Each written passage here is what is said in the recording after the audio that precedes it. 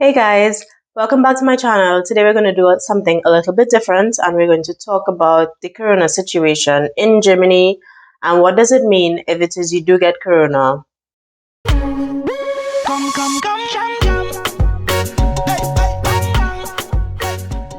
So New Year, Omicron is here.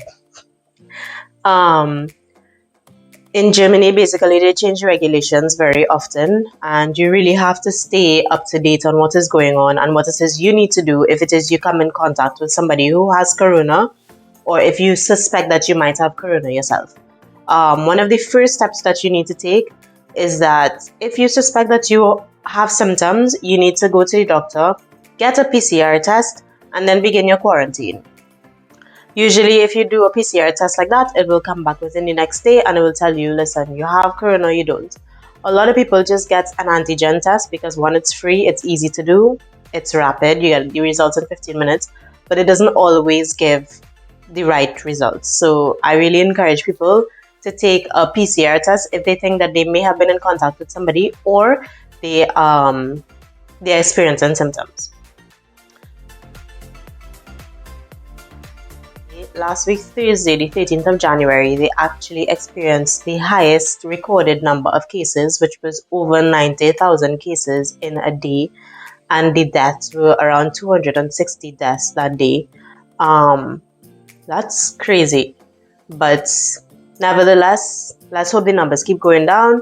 But what does it mean in Germany?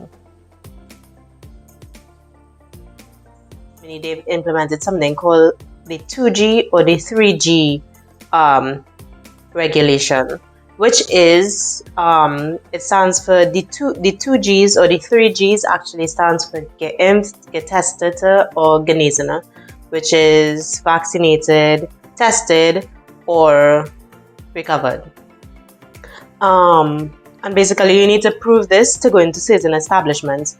Recently, the regulations have changed to determine where should be 2G, which would be vaccinated and recovered, and where will be 2G plus, which would be vaccinated and recovered plus a test.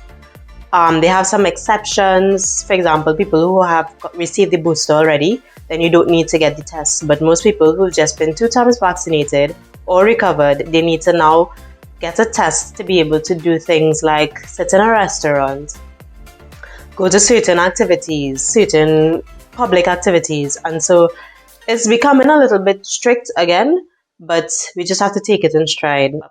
I found it really interesting that they specifically said that dance clubs are strictly prohibited. However, if there is an event where dancing is not the major reason for the event, then that's okay. And if dancing is possible, it is okay. But just that people have to be in the 2G or 2G plus category. And I just found that so interesting. Like, why did they need to specify that? But if there's one thing you would learn, Germans are very specific. So everything has been really specified for every group or specific group of persons. In Germany, they've developed 2 apps. One is called the Coronavan app and the other one is called Kofpass. They really encourage people to download both these apps, and I myself didn't know until I had COVID myself that you need to have the Corona One app, which is actually going to tell you if you've become or if you have come in contact with somebody who has tested positive for COVID. Also on this app you can upload all of your tests, and so whenever you go, for example, to the doctor and she says, did you do a test? You'd be like, yeah. You show her the app and she would say, okay, you did the test, but maybe you were in contact with somebody, we should do another test. So that's the Corona One app. And the second app, which is very important, is the Kofpass app, which is actually a digital app that shows your vaccination status. It shows you information about the vaccine that you received. And basically, you need this to go almost anywhere now. Most retail stores, you need to show your vaccination status as you're getting into the building. They're going to scan it, see all your information. They're going to verify it with your name. So you also have to show your ID card. And it's very And it's really useful, I would say. So like directly off the bat, you already know who is vaccinated versus who is not. If you're unvaccinated now, to go to a store, you have to get tested.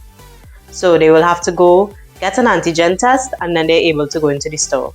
Speaking about tested, I actually recently did a test so that I could leave my quarantine, and I will show you that now. I am scanning a QR code posted on that poll, which directs me to a website with a form to fill out some personal information like my name, address, email address, and telephone number. Once completed, another QR code is automatically generated and also one is sent to your email. This I will need when I get to the head of the line. If you notice, well, if you squint a bit, you will see that there are some lines on the ground which tell people where to stand to maintain social distancing, and generally people follow these guidelines. When I get to the head of the line, at this first window I will scan the QR code that I received in my email, and the guy there will generate 2 more identical QR codes. One I will need to give to the lady who will take the swab, and the other I will keep for myself to retrieve the test later. This type of test is an antigen test, and the sample will be taken from the back of your throat. So the lady actually asks you to open your mouth, hold your head back and say ah while she abuses the back of your throat. Usually the results come back within 15 to 20 minutes and they will send it to my email.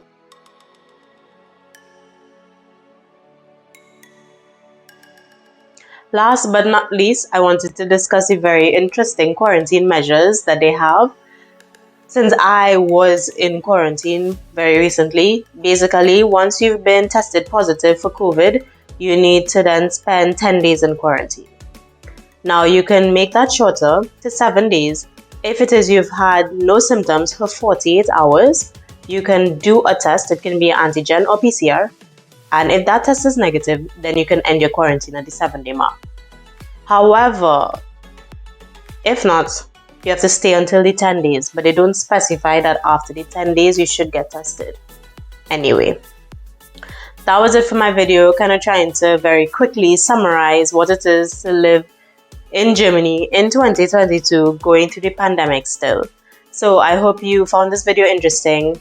If you enjoyed this content, please don't forget to like and subscribe, and I'll see you in the next video.